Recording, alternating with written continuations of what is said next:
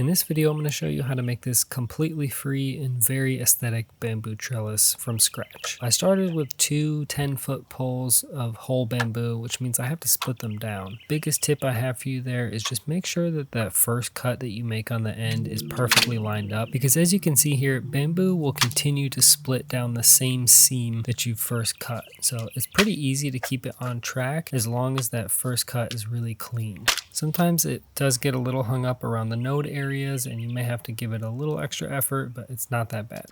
And if you're thinking to yourself, boy, the way he's cutting that really does not seem very safe, you would be absolutely right, and you'll see more on that later.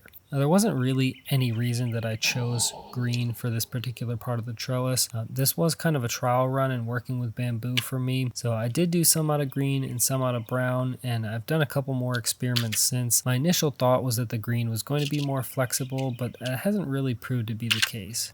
So as I was working with it, I just kind of kept periodically checking to see if it was flexible enough to do the design that I was looking for, and it wasn't yet, so I just kept knocking off the nodes and splitting it down until it got to that right flexibility that I was looking for. But first, that really poor technique caught up with me and I cut my thumb pretty bad, so I had to go take care of that. So I just kept splitting these strips in half over and over until I got the right flexibility that I was looking for. I think I ended up with 10 strips from this piece of bamboo, though the math doesn't really check out on that. I think my first cut wasn't quite on-centered, so I ended up getting about 6 from one side and 4 from the other. And eventually, after cutting my thumb, I did come up with a much safer and more precise technique that you can see here. And I wish I had done this from the start because it really was way easier. After I got all the weaving strips cut down to size, it was time to work on the vertical supports. They were 10-foot pieces originally, so I cut them in half to get 5-footers, and this seemed like they would be plenty tall enough for this obelisk style trellis that I was making. So I intentionally chose this very dull and rusty old handsaw from my garage to cut this down, just to show you that you really don't need very many tools to do this, and I think the average person could do it pretty easily. I continued cutting down the vertical supports to size until I felt like they wouldn't be structural if I split them anymore, and I think I also got 10 out of this as well. Again, I don't really know how the math works out on that, but it is what it is.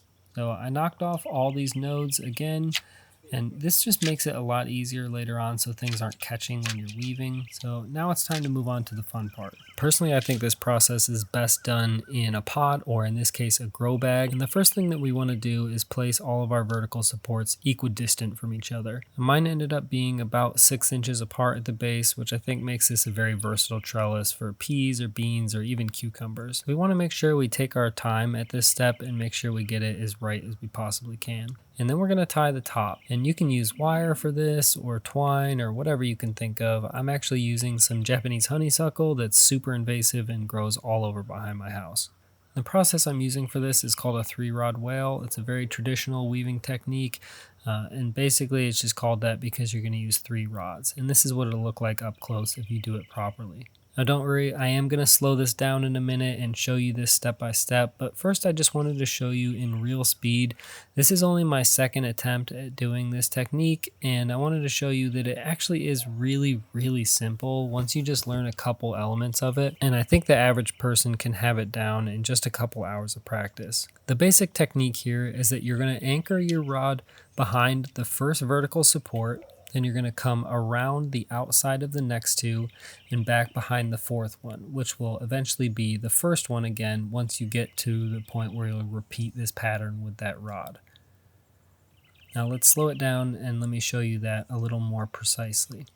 So you can see me pulling this rod out, and it comes from behind the vertical support that I've labeled 1 here.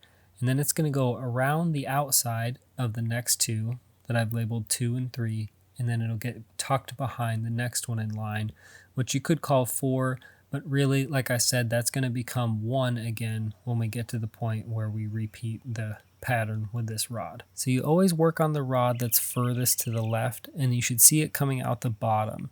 And when you lay it over those 2 supports on the outside, you lay it on top of the rods.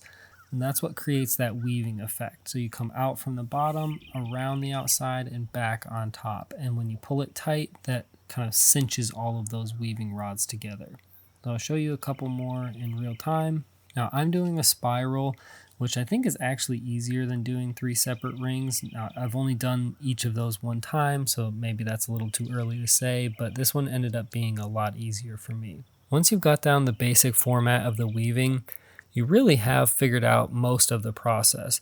The only other thing that I could say might be a little difficult is adding in new rods to weave with. Now, when you get to the end of your rods and you can't weave a full set of vertical supports again, you should just cut them after the last one that you tucked them behind. And you just cut them maybe an inch or two past that so that they don't slip back out from behind that support. So I'll show you again up close just to really clarify this. When you insert a new rod, you're going to try to line it up with the end of the old rod that you're trying to quote unquote extend. So you can see the end of the 3 rods here that I was working with, 1, 2, and 3. And the rod that I'm inserting right now is going to be an extension of rod number 1. So the vertical support that that rod stops at is going to be the starting point for this new rod that I'm inserting. So the weaving portion is exactly the same. You're going to start behind that rod, go around the next 2 on the outside, and back in behind the 4th one. The only difference to note here is that you want to line up the beginning of this rod with the end of the last one to try to make it look like one continuous rod if you can. And keep in mind, to continue the pattern flawlessly, the new rod should come from underneath just like it would if it was the middle of the rod that you were weaving. So you can see here, rather than having an obvious seam, I've tucked it behind so that it looks like you just got one continuous pattern.